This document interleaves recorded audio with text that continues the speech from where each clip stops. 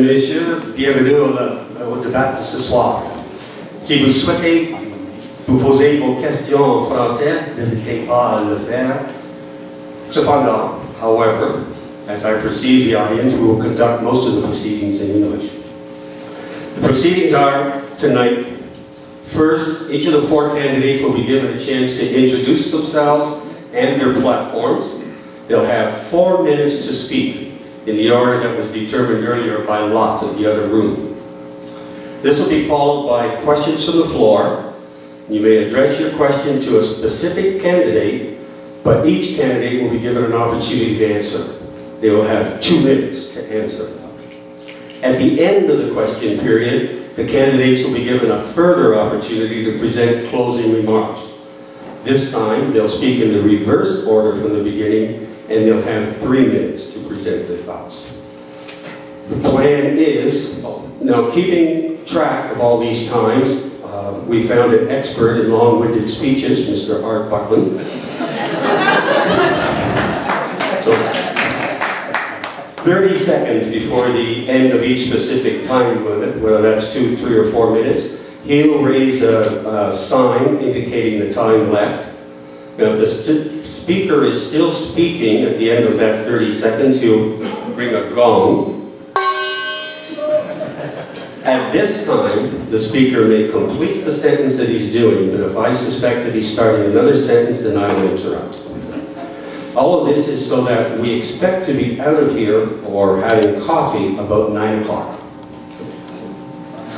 Now, questions. When it's time for you to ask questions, I'm going to ask you to step to that microphone at the back, to state your name and the town or village where you live, to keep your questions brief and relevant to federal governance.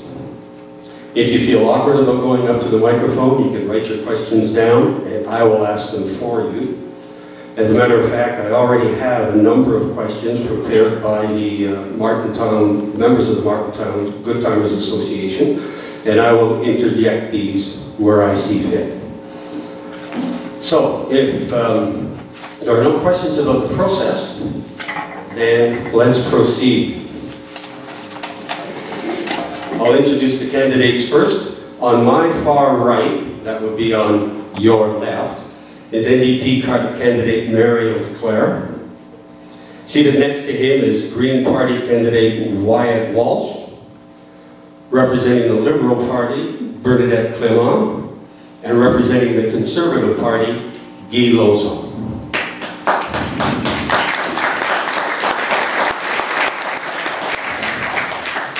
Based on the lottery earlier, Guy Lozon will begin. Guy?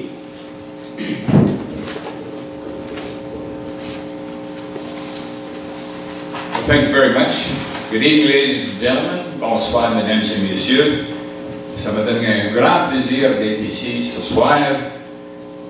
Et parce qu'on a très peu de temps, seulement 4 minutes pour faire nos commentaires d'ouverture, je vais faire mes commentaires en anglais, mais je suis prêt à répondre à des questions soit en anglais ou en français. Having had the opportunity to serve you as your proud member of Parliament, and I say proud because it's such an honor to be able to serve the constituents of Stormont, Dundas and South Glengarry for almost 7 years, I'm asking again for your support. I want to continue the work that you, the constituents of Stormont, Dundas and South Glengarry, have helped me to begin. Since coming to office, forming the government in 2006, Stephen Harper's government has been implementing a low-tax plan for jobs and economic growth. Canada's Economic Action Plan has helped the country emerge from the global recession as one of the world's top-performing advanced economies. I'm very, very proud to be a member of Parliament in a government that has been able to achieve these results both nationally and particularly right here in Stormont, Dundas and South Glengarry.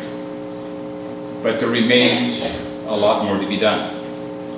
The global recovery remains fragile. We see it with the recent announcement at the call center at StarTech and at Aldi Mill, the loss of those jobs.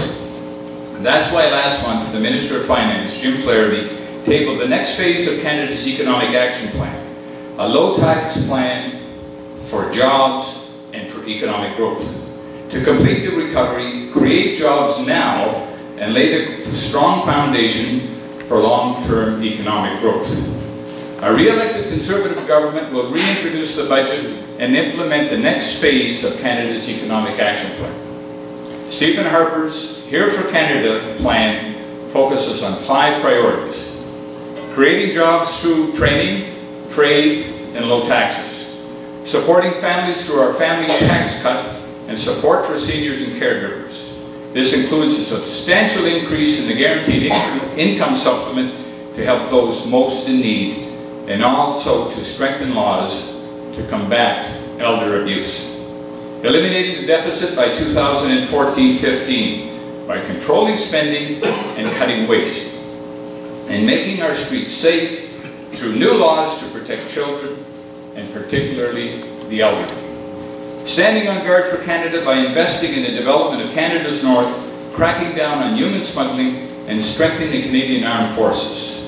Locally, I have 2 priorities that I'm sure here in South Glengarry you'd be interested. I believe that the Somerstown Airport runway has to be extended, and I've been working on that for some time, and hopefully in cooperation with the province and with the municipality, we can see that come to fruition in the near future to make it a regional airport. And I think that will improve. That's the last piece of infrastructure that I think that this area needs. As well as that, we have a wonderful facility called NAB Canada, where only 25% of it is being utilized. I want to see that fully utilized and become a government training center. I agree with many of you when you say that the election is completely unnecessary.